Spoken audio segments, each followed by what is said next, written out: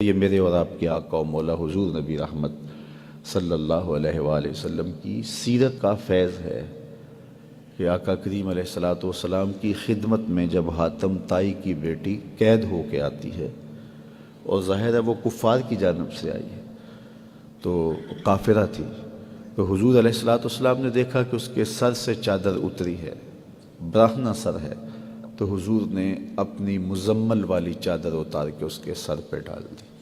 تو کسی نے کہا یہ کافرہ ہے، فرمایا بیٹی تو ہے۔ تو یہ حضور علیہ السلام کا طریقہ ہے۔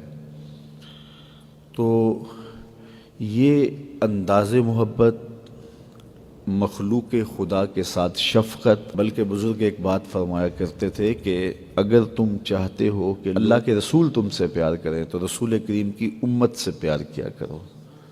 کسی کے بچے کو میں پیار کروں، اس کی گال سہلاؤں، اس کو محبت کروں، اس کو چوموں، تو لامحالہ طور پہ اس کے والدین کے دل میں میرے لیے بہت جگہ پیدا ہو جائے گی کہ یہ ہمارے بچے سے پیار کرتا ہے۔ تو کسی کے بچوں سے پیار کیا جائے تو والدین پیار کرتے ہیں۔ تو یہ بات سمجھ میں آتی ہے، وہ یہ بات فرمایا کرتے تھے اگر تم چاہو کہ حضور تم سے پیار کریں تو حضور کی امت سے پیار کرو۔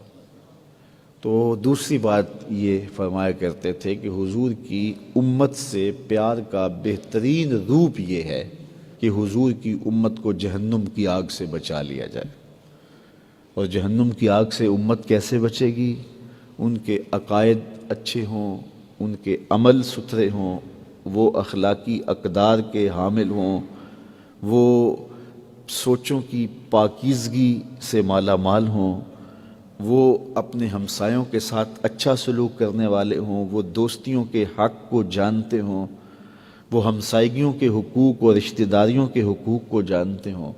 تو یہ اگر ان کا رویہ ہوگا تو پھر وہ ایک اچھے مسلمان ہوں گے اور وہ جہنم کی آگ سے بچ جائیں گے۔ تو حضور کی امت سے پیار، اچھا پوری دنیا جو ہے وہ حضور کی امت ہے۔ امت کی دو قسمیں ہیں، ایک امت دعوت ہے، ایک امت اجابت ہے۔ کفار بھی حضور کی امت ہیں لیکن وہ امت دعوت ہیں، ان کو دعوت دی ہے، انہوں نے قبول نہیں کی، اور جنہوں نے قبول کر لی وہ امت اجابت ہیں۔ تو امت دعوت سے ہمدردی یہ ہے کہ وہ ایمان لے آئیں، اپنے رویے اتنے خوبصورت ان کے لیے رکھے جائیں۔ کچھ اسپیشل کیس ہوتے ہیں وہ الگ بات ہے، لیکن جو عمومی لوگ ہوتے ہیں ان کے لیے رویے آپ کے اتنے اچھے ہوں کہ وہ آپ سے متاثر ہو کر کے اسلام میں داخل ہو جائیں۔ اور ہم بعض اوقات اتنے سخت ہو جاتے ہیں کہ ہم سچے ہیں لہٰذا ہمیں کوئی کمپرومائز نہیں کرنا چاہیے۔ تو سچائی یہ تو نہیں سکھاتی ہے کہ تم سخت مزاج ہو جاؤ۔ وہ ایک جملہ ہے کہ جو بندہ کھرا ہوتا ہے نا وہ بڑا کڑوا ہوتا ہے، تو کچھ لوگ خام خواہی کڑوے ہو جاتے ہیں کہ ہم سچے ہیں اس لیے ہمیں کڑوا ہونا چاہیے۔ تو اتنا اچھا نہیں ہے کہ بندہ سچا بھی ہو اور میٹھا بھی ہو، سچائی بھی ہو۔ میاں صاحب فرمانے نا کہ باج ادا کلام رسیلے لگدا شیر الونا دودھ اندر جے کھنڈ رلائیے مزہ ہو جاوے دونا۔ بندہ سچا بھی ہو ساتھ میٹھا بھی ہو تو پھر مزہ دوبالا نہیں ہو جائے گا اور بات روح تک نہیں اتر جائے گی۔ ادعو الی سبیل ربک بالحکمت والموعظۃ الحسنہ، کہ اللہ کی طرف بلاؤ حکمت کے ساتھ اور اچھی واعظ کے ساتھ، اچھی تلقین کے ساتھ لوگوں کو بلاؤ۔ آپ کو یقین بھی ہو کہ یہ شخص میری بات نہیں مانے گا، اپنے لہجے میں پھر بھی تبدیلی نہیں لائیں گے۔ حضرت موسیٰ علیہ السلام کو اللہ تعالیٰ نے بھیجا ہے نا فرعون کی جانب، جس نے اللہ کے برابر اپنے آپ کو کھڑا کر دیا اور کہا کہ میں انا ربکم الاعلی، اور کیا کچھ اس نے دعوے کیے۔ تو حضرت موسیٰ علیہ السلام کو بھیجا، حضرت موسیٰ کے سینے میں کوئی خوف بھی موجود نہیں تھا، اللہ کی تائید کا مبارک دست قدرت حضرت موسیٰ علیہ السلام کی پشت پر تھا۔ اور فرعون وہ ہے کہ جو ایمان لانے والا ہی نہیں ہے، لیکن اس کو تبلیغ کرنے کے لیے حضرت موسیٰ کو بھیجا تو ساتھ تلقین کی کہ اے موسیٰ قول لین کے ساتھ، نرم لہجے کے ساتھ اس سے بات کرنی۔ یعنی فرعون ہو اور اس کی واپسی کا امکان بھی نہیں اللہ کے علم میں ہے، اور جو تبلیغ اور نصیحت کرنے جا رہا ہے اس کی پشت انور پہ اللہ کی تائید کا ہاتھ ہے، دست قدرت ہے، لیکن اس کو بھی کہا گیا اس بات پر بھی کہا گیا کہ قول لین سے، چونکہ قیامت تک آنے والے لوگوں کے لیے اس چیز نے مثال بننا ہے، تو جو لہجہ تبلیغ کا ہے، تکلم کا ہے، گفتگو کا ہے، تو وہ انتہائی شائستہ اور دل نواز ہونا چاہیے۔ دنیا کے اوپر جتنے بھی لباس پہنے جاتے ہیں ان کو کئی کئی جیبیں لگی ہوتی ہیں، شلوار قمیض ہو یا پینٹ شرٹ ہو تو کئی کئی جیبیں لگی ہوتی ہیں، صرف ایک لباس ہے جس پر جیب کوئی نہیں، اور وہ کفن ہے۔ یہ بغیر جیب کے لباس اس لیے کہ یہاں سے کوئی ساتھ لے کر نہیں جانا، صرف عمل ساتھ لے کر کے جانے۔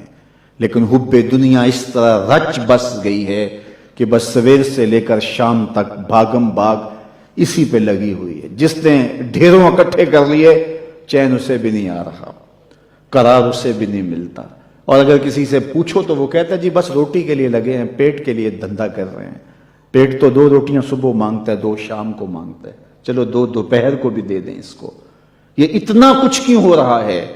یہ حب الدنیا و کراہیت الموت، یہ دنیا کی محبت، اور حب الدنیا راس و کل خطیہ، ہر گناہ کی جڑ دنیا کی محبت ہے۔ آقا کریم نے فرمایا مجھے اس بات کا کوئی ڈر نہیں ہے کہ میرے بعد تم شرک میں مبتلا ہو جاؤ گے، بت نہیں پوجو گے، تم شرک میں مبتلا نہیں ہوگے، مجھے اس بات کا ڈر ہے کہ میرے بعد تم دنیا دار ہو جاؤ گے۔ دنیا میٹھا خواب ہے، اور اس دنیا کے اوپر ہم آئے ہیں چند دن کے لیے، لیکن لگتا ہے کہ یہاں سے ہم نے جانا ہی نہیں ہے۔ سامان 100 برس کا، پل کی خبر نہیں۔ تھوڑا سا وقت ہے، اس وقت کی حفاظت کیجئے، اس کو یاد الہی میں گزاریے۔ آج موقع ہے، توبہ کا دروازہ کھلا ہے، کل یہ دروازہ بند ہو جائے گا۔ اس وقت کے پچھتاوے سے کوئی فائدہ نہیں ہوگا۔ آج کا پچھتاوا کل کی بہتری کی ضمانت ہے۔ وقت پر کافی ہے قطرہ بھی آب خوش ہنگام کا، جل گیا جب کھیت برسا می تو پھر کس کام کا۔ آج موقع ہے، وہ کسی نے کہا تھا آج ساوی نے کھلے راوی نے، انج ٹوک نوکھڑے ٹکڑے نہیں۔ روز ایسے وقت نہیں آتے ہیں، آج وقت ہے، آج توبہ کا در کھلا ہے۔ مغرب سے سورج طلوع نہیں ہوا، یہ ڈوبتا سورج ہمیں روز کوئی خبر دیتا ہے کہ جناب تم بھی ڈوبنے والے ہو۔ یہ سڑکوں کے کناروں پہ بھی قبرستان دکھائی دیتے ہیں، اور آبادیوں کے اندر بھی یہ ہمیں بتاتے ہیں کہ تم مٹی کا رزق بننے والے ہو۔ یہ بڑھاپا، یہ جو ہے وہ ڈھلتی جوانی، حضرت یعقوب علیہ السلام نے اسرائیل سے وعدہ لیا تھا کہ میری روح قبض کرنے کے لیے اچانک نہیں آنا، پہلے کوئی قاصد بھیج دینا تاکہ میں موت کی تیاری کر لوں۔ حضرت اسرائیل نے وعدہ کر لیا کہ میں آپ کو پہلے ضرور بتاؤں گا۔ ایک عرصہ گزرا تو حضرت اسرائیل حاضر خدمت ہوئے، پوچھا کدھر آئے ہو؟ کہا قبض روح کے لیے آیا ہوں۔ کہا تم نے تو وعدہ کیا تھا کہ اچانک نہیں آؤں گا، پہلے کوئی قاصد بھیجوں گا، تم نے تو کوئی قاصد نہیں بھیجا۔ حضرت اسرائیل عرض گزار ہوئے حضور آپ کے سامنے کتنے لوگوں کی موت واقع ہوئی، یہ میرا قاصد نہیں تھا تو اور کیا تھا۔ ابھی ہم آ رہے تھے، یہ تھوڑا سا لیٹ اس لیے ہوئے کہ راستے کے اندر ٹریفک جام تھی، تو آگے کیا تھا کہ کسی گاڑی نے ٹکر ماری اور بیچ چوراہے میں لاش پڑی تھی۔ وہ صبح تو ہنستا ہوا گھر سے آیا ہوگا، لیکن اب اس کے گھر میں اس کا جنازہ پہنچے گا۔ مجھے اور آپ کو نہیں پتا ہمارا اٹھنے والا اگلا قدم کہاں ہے، اور جب ہمیں یہ نہیں پتا ہے، فرمایا گیا زندگی اور موت کے بارے میں کیا خیال ہے؟ کہا فجر پڑی ہے، پتہ نہیں ظہر پڑیں گے یا کہ نہیں۔ کہا میری صحبت میں بیٹھ کے اتنی لمبی امیدیں لگائے بیٹھے ہو۔ کہا ظہر پڑی ہے جناب، عصر پڑیں گے یا کہ نہیں۔ ایک بولا عصر پڑی ہے، پتہ نہیں مغرب پڑیں گے یا کہ نہیں۔ ایک نے کہا ایک رکعت پڑی ہے، پتہ نہیں دوسری رکعت بھی پڑھنی نصیب ہوتی ہے یا نہیں۔ فرمایا یہ سب تمہاری باتیں ہیں، میں تو کہتا ہوں ایک طرف سلام پھیرا ہے، پتہ نہیں دوسری طرف سلام بھی پھیر سکیں گے یا کہ نہیں۔ کیا موت اتنی قریب نہیں ہے؟ میں اور آپ اپنی آخرت کے لیے کیوں نہیں سوچتے؟ اپنی زندگی کو کیوں نہیں بدلتے؟ توبہ کا در کھلا ہے، کل نہیں ہوگا۔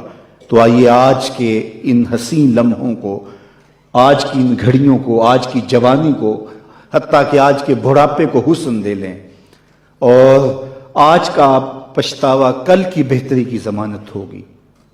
کل کا پچھتاوا سوائے دکھ بڑھانے کے اور کچھ نہیں ہوگا۔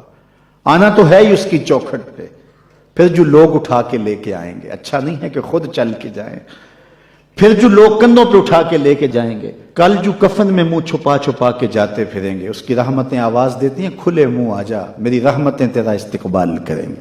جو باغی ہے اس کی چوکھٹ اور دہلیز کو چھوڑ کے بغاوت کر کے بھاگ رہا ہے، اس کے حکموں کو توڑ کے جا رہا ہے، اس کو اس کی رحمتیں آوازیں دے رہی ہیں. کیا؟ یا ایھا الانسان، او بھاگے ہوئے انسان اور بھولے ہوئے انسان، ما غرک بربک الکریم، آجا پلٹ کے، تیرا رب بڑا ہی کریم ہے. الصلاة